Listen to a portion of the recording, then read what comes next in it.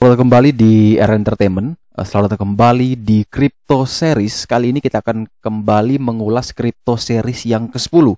Buat teman-teman yang di saham, mohon maaf karena sistem dari The Golden Cross masih belum bisa diperbaiki karena dari providernya belum update terus data, sehingga ada beberapa data yang memang belum menyesuaikan. Contoh WSBP closing 160, tapi di The Golden Cross masih pakai data yang belum update, yaitu masih di harga 162, sehingga saya tidak bisa pakai untuk menjelaskan kepada teman-teman support and resistance-nya.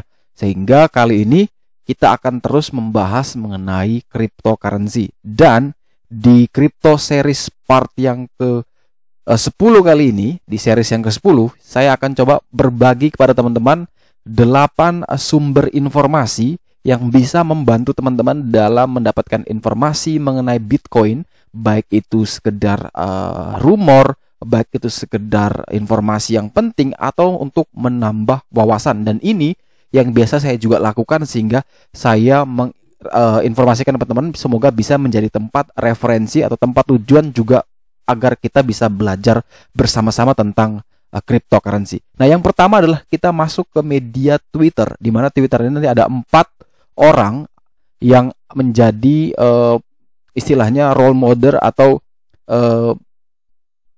peta lah yang biasa saya ikuti atau saya lihat untuk melihat perkembangan dari Bitcoin. Yang pertama jelas adalah Elon Musk.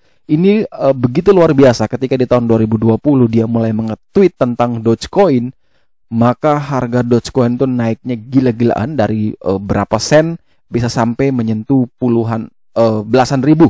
Kemudian sekarang dia mengalami koreksi. Kemudian juga Shiba, di mana Shiba Inu karena gambarnya mirip Dogecoin, maka harganya juga naik luar biasa dari 0,00000 berapa rupiah jadi tinggal 0,1 rupiah, sempat tertinggi di 0,5 rupiah. Dan itu banyak sekali juga yang membuat orang-orang menjadi miliarder baru. Kemudian dia juga menginformasikan membeli Bitcoin dalam jumlah yang banyak. Kemudian juga dia mengatakan bahwa Tesla bisa dibeli dengan menggunakan Bitcoin. Itu langsung membuat harga Bitcoin melambung, melesat yang sangat tinggi.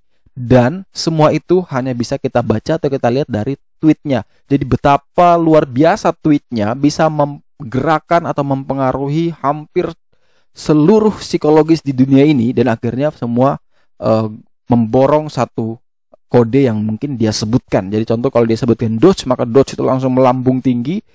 Ketika dia tidak sebutkan lagi, Doge-nya mulai stabil. Nah, puncaknya adalah ketika Dogecoin itu sampai lebih dari 10.000. Kemudian tanggal 8 Mei kalau tidak salah, di acara SNL kalau tidak salah, dan ternyata di situ dia mengatakan bahwa Dogecoin hanya sekedar lelucon. Jadi tetap hati-hati, dan itu langsung membuat harganya amblas. Dan setelah itu apa? Dia juga mengatakan bahwa Tesla tidak akan kembali mereview apakah bisa menerima Bitcoin sebagai alat pembayarnya karena terkait masalah lingkungan. Dan ini yang banyak sekali menjadi sorotan dan banyak sekali menjadi pertentangan di kalangan-kalangan cryptocurrencies dunia ya, baik dari yang punya exchange, baik dari orang-orang terkaya, ataupun bagi kita-kita yang mungkin menjadi retail, yang bisa sangat mudah sekali dipengaruhi oleh satu orang yang hanya menggunakan jarinya untuk nge-tweet, dan itu bisa merubah apapun yang ada. Sehingga kemarin juga dapat peringatan dari SEC kalau tidak salah, bahwa Elon Musk harus hati-hati, jangan sampai apa yang dikatakan itu bisa merugikan banyak orang. Dan itu juga saya membaca juga bahwa ada hacker yang berusaha untuk mengancam Elon Musk bahwa jangan sekali-sekali kita dengan kekuatan kita atau dengan kekuasaan kita, dengan ketenaran kita membuat banyak orang mengalami kerugian. Nah, setelah itu dia akhirnya kembali nge-tweet ya, dalam kurang lebih di tanggal 25 Juni dia mengatakan bahwa my Shiba Inu will be named Floki. Nah, ini langsung ya, langsung luar biasa punya efek ya. Shibanya naik, Doge-nya naik, dan yang paling aneh adalah kalau misalnya kita klik di sini ya, di Floki token ya, kita tulis Floki token, itu langsung muncul banyak sekali Floki token atau token-token yang dibuat hanya karena informasi tersebut ya. akhirnya apa? Semua orang lupa bahwa ini adalah bisa jadi scam, ya, bisa jadi penipuan. Semua orang akhirnya mencoba untuk mencari nama Floki. Siapa tahu dia menjadi the next dari Shiba Inu. Ternyata bisa jadi si Elon Musk itu memang cuma mengatakan bahwa ya Shiba-nya dikasih nama Floki. Bukan berarti kita harus mencari Floki. Siapa tahu jadi the next Shiba. Itu yang akhirnya membuat di sini banyak sekali token-token yang namanya Floki, Floki Inu, Floki Shiba itu muncul semuanya. Ya, itu yang menjadi kekhawatiran ya, bahwa orang-orang itu mungkin karena terlalu berambisi bahwa bisa dapat profit yang tinggi, akhirnya dia mencoba Floki. Siapa tahu bisa seperti Shiba, bisa seperti Doge. Padahal itu adalah koin-koin atau token-token yang dibuat oleh orang-orang tertentu, developer-developer tertentu yang memanfaatkan situasi ini agar bisa membuat koin dan menjualnya, dan setelah itu uang teman-teman dibawa kabur semua. Teman-teman tidak bisa menjual lagi, dan itu menjadi sebuah kenaasan ya. Jadi jangan sampai teman-teman terjebak dari hanya sebuah tweet. Tetap riset kembali dan pastikan bahwa yang teman-teman beli itu adalah benar-benar yang teman-teman sudah pelajari. Sehingga kalau misalkan rugi sekalipun, teman-teman tahu apa reason sebenarnya yang ingin teman-teman ambil. Nah, setelah Elon Musk, kita lanjut yang kedua adalah CZ Binance ya. Ini adalah CEO founder dari Binance, dan dia menjadi salah satu orang yang sangat vokal sekali ketika Elon Musk mengatakan sesuatu yang mungkin bisa berdampak pada cryptocurrency environment ya. Jadi dia selalu mengatakan bahwa ada orang yang punya kekuatan khusus itu bisa mempengaruhi, dan kita tidak boleh seperti itu. Dan dia berusaha untuk meyakinkan bahwa cryptocurrency itu bagus di masa depan, dan dia juga terus memberikan tweet-tweet, memberikan informasi bahwa di sini contohnya ya, 9 jam yang lalu, still worried about Bitcoin going to zero, regardless and thing I want one on top of many other reason it is now legal tender in a few countries. Jadi dia mengatakan bahwa apakah kita masih cemas bahwa Bitcoin itu akan menjadi nol? Ya jawabannya adalah santai, dan kita berpikir bahwa itu tidak mungkin ya, tidak akan. Karena apa? Karena ada banyak sekali alasan, tapi alasan yang paling atas atau paling utama adalah sekarang Bitcoin itu sudah menjadi seperti teknologi atau blockchain yang mana hampir diterima di beberapa negara ya. Itu yang membuat kita tuh oke, berarti memang sekelas CZ Binance yang punya Binance sebagai exchange nomor 1 di dunia saja masih yakin, apalagi kita ya. Jadi kita tetap harus bisa ikuti terus mereka agar kita bisa mendapatkan informasi yang sama. Dan Binance sendiri baru meluncurkan atau baru melaunching NFT marketplace di tanggal 24 Juni kemarin, dan itu sangat-sangat luar biasa. Sold out-nya cepat sekali, sampai saya sendiri juga tidak dapat. Luar biasa, sangat cepat sekali di Binance NFT. Ini salah satu contohnya, Binance NFT mungkin sudah laku terjual. Dan saya yakin bahwa masa depan dari NFT sendiri juga akan jauh lebih bagus. Jadi saya juga mengikuti CZ Binance, Elon Musk, dan berikutnya adalah Vitalik Buterin ya. Ini adalah founder dari Ethereum, di mana itu juga merupakan sebagai koin yang cukup besar, nomor 2 kalau tidak salah di dunia cryptocurrency. Dan dia juga sama ya, memiliki optimisme bahwa cryptocurrency itu masih menjadi sesuatu yang menarik di masa akan datang. Jadi saya juga mengikuti, kalau teman-teman yang suka di jaringan ETH, walaupun saat ini tanda kutip biayanya mahal, gas limitnya mahal sekali, tapi ETH memang menerapkan sesuatu yang mungkin jauh berbeda. Dia mungkin lebih ketat, tapi mungkin itu bisa menjadi sebuah keunggulan tersendiri bahwa memang produk-produk dari ETH atau yang bergerak di jaringan Ethereum itu memiliki kualitas yang cukup baik. Sehingga di sini juga kita bisa mengikuti informasi-informasinya, dan dengan informasi tersebut kita bisa mengambil sebuah keputusan ya. Jadi salah satunya kalau tidak salah waktu itu Vitalik juga terkait Shiba ya, dia kemudian akhirnya membakar hampir sebagian besar koin miliknya, sehingga membuat pasokan atau supply dari Shiba itu berkurang drastis ya. Itu luar biasa menariknya. Dan yang terakhir di Twitter yang saya ikuti itu adalah Justin Sun atau Justin Trons, founder dari Tron atau TRX. atau Tron Foundation, dan juga ada BitTorrent ya atau BTT. Ini juga sama, dia juga selalu memberikan optimisme, dan yang saya suka adalah dia benar-benar menginformasikan gitu. Jadi contoh kemarin Bitcoin amblas, dia menginformasikan atau nge-tweet bahwa dia sudah beli Bitcoin lagi di harga 36.000 US dollar. Kemudian Bitcoin amblas lagi, dia udah informasikan juga sudah ambil lagi buy the dip, buy the dip, buy the dip, dan itu membuat kita merasa bahwa oke, sekelas Justin Sun, orang yang punya Tron, yang punya BitTorrent, yang punya informasi begitu luar biasa, dia tetap masih yakin terhadap perkembangan dari Bitcoin. Apalagi kita memang mungkin tidak punya jaringan yang luas, kita tidak mungkin juga punya informasi yang begitu lengkap selengkap dari Justin, tetapi dengan mengikutinya kita juga bisa mulai mencoba untuk bisa menganalisa sendiri.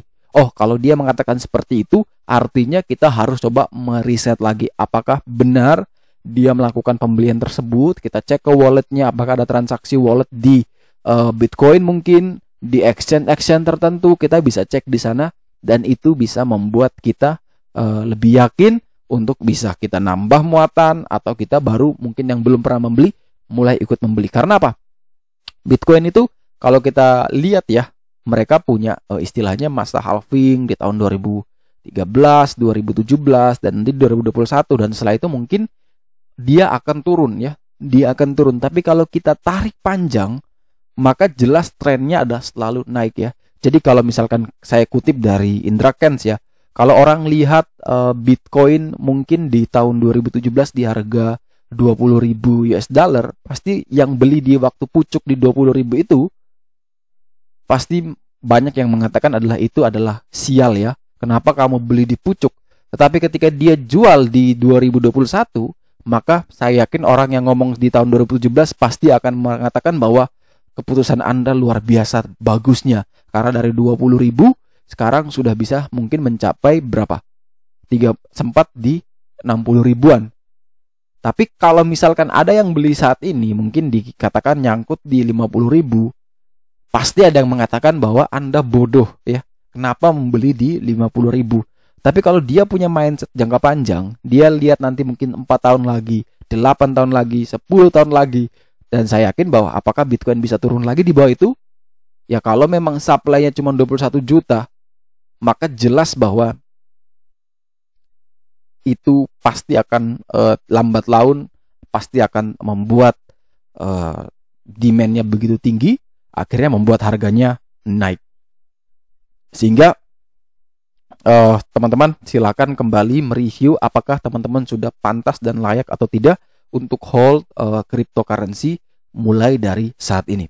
Nah, setelah kita bahas Twitter, kita lanjut ke media berikutnya, yaitu Instagram, di mana hanya satu yang memang menurut saya menarik sekali, yaitu adalah milik dari sarjana kripto ya. Ini luar biasa menurut saya, adalah salah satu media yang memberikan informasi terkait dengan Bitcoin, blockchain, kripto, di mana dia mengklaim sebagai komunitas Bitcoin nomor 1 di Indonesia. Dia juga informasikan ada sebagai berita cryptocurrency yang terupdate ya. Dan di sini juga ada post terakhir yang menarik ya. Dia tulis bahwa gimana prospek kripto jangka panjang. Dan di sini antara to the moon atau to the ground ya. Nah, ini dia informasikan bahwa namanya investasi pasti ada resiko. Kemudian dia juga informasikan bahwa pasokan Bitcoin itu cuma 21 juta. Dan setiap 4 tahun atau lebih level pasokan dikurangi setengahnya. Inilah yang bikin BTC semakin langka dari waktu ke waktu. Kemudian ada koin apa saja, dia informasikan ada lebih dari 5.000 altcoin. Kemudian juga ada aspek penting yang dia bilang bahwa penyimpanan itu harus aman ya.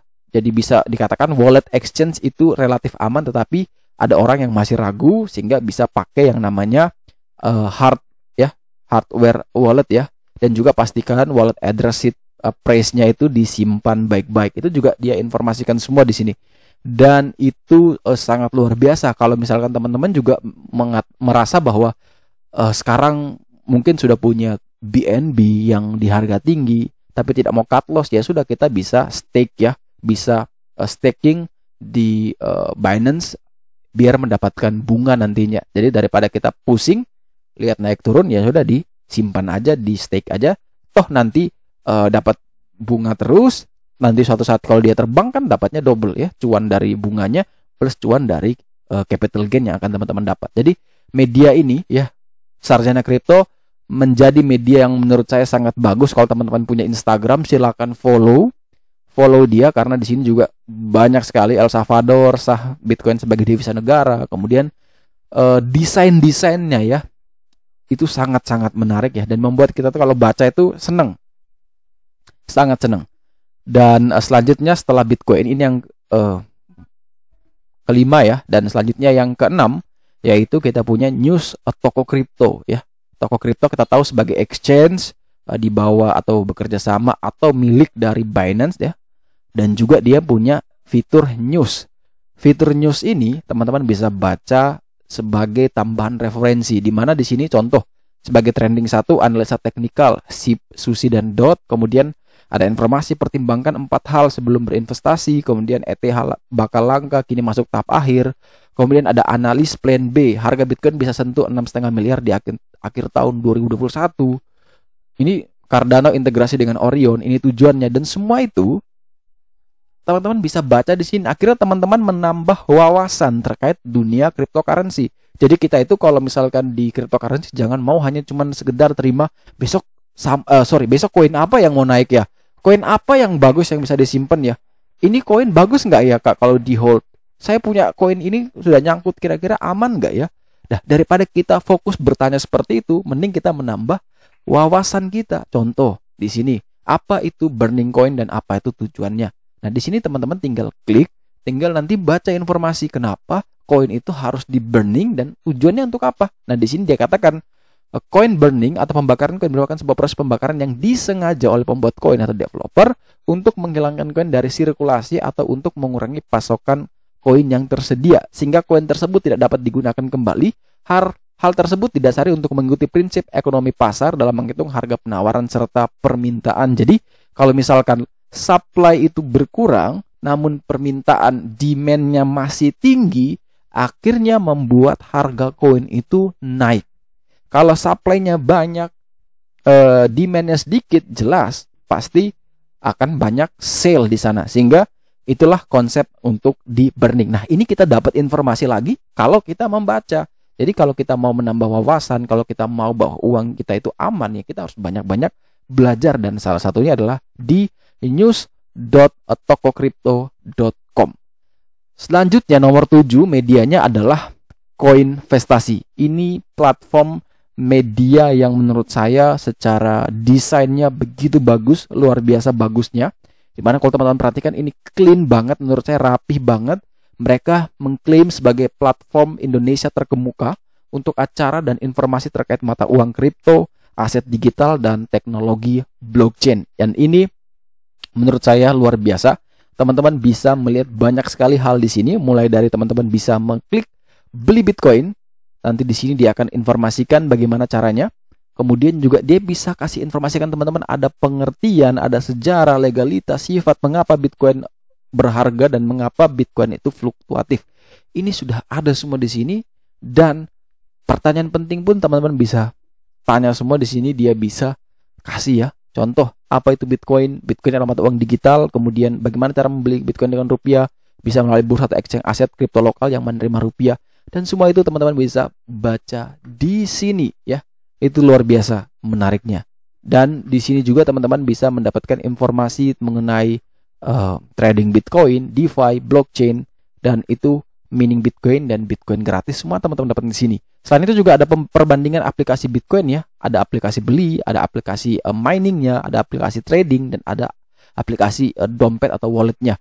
Juga ada harga pasar kripto terkini, bisa teman-teman klik dan bisa lihat atau bisa lihat semuanya. Itu dia akan menampilkan harga-harga dan juga analisa terkini.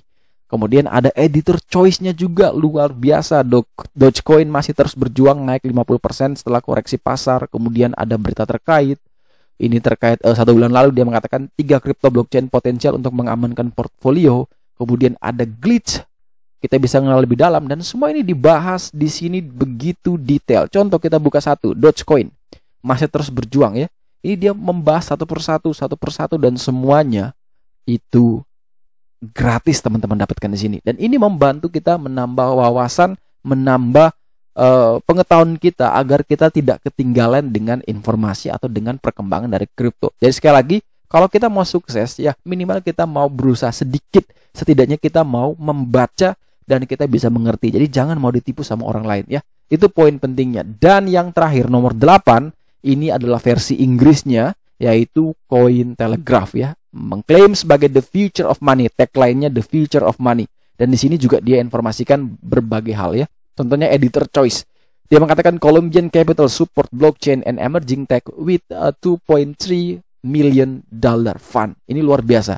Dia juga katakan di sini adalah crypto business struggling to fill job opening amid industry expansion. Ada juga di sini SEC ya. Inquiry regarding Robinhood's crypto business reportedly delays IPO ya. Ini juga dia kasih tahu ada opini-opini cryptocurrency the future or the future of futures ya. Ini juga informasikan ada the future of finance is DeFi intelligence, ada altcoin roundup, stablecoin pools could be the next frontier for DeFi. Ini semua dia sampaikan. Dan yang paling news yang juga bisa kita lihat di sini contoh SEC ya, accuse XRP Army of issuing a false statement against its leadership on social media. Ini juga dia berikan informasi yang paling update ya, paling update, dan ini luar biasa. Kita bisa mengikuti semuanya dari news, market, magazine, people, Cryptopedia, industry, consulting, video, dan Markets Pro. Dan ini luar biasa. Bisa kita mungkin pilih beberapa bahasa, tapi Indonesia mungkin belum tersedia. Dari kalau teman-teman mau pakai bahasa lain yang mungkin bisa dimengerti, bisa klik di sana. Dan 8 media ini yang membantu teman-teman agar bisa mendapatkan informasi yang beragam dan akhirnya teman-teman bisa sampai pada satu titik di mana teman-teman sudah yakin dan akhirnya mulai melakukan keputusan jual, beli atau hold kripto. Oke, mungkin sekian dulu review 8 informasi media yang mungkin bisa menjadi tambahan buat teman-teman. Semoga informasi ini bisa bermanfaat. Sekali lagi jangan lupa like, subscribe, dan share agar semua informasi dalam video ini dapat berguna, bermanfaat, tentunya bisa menjadi panduan buat teman-teman di keesokan harinya. Sekali lagi, terima kasih banyak, sampai jumpa dan semoga membantu.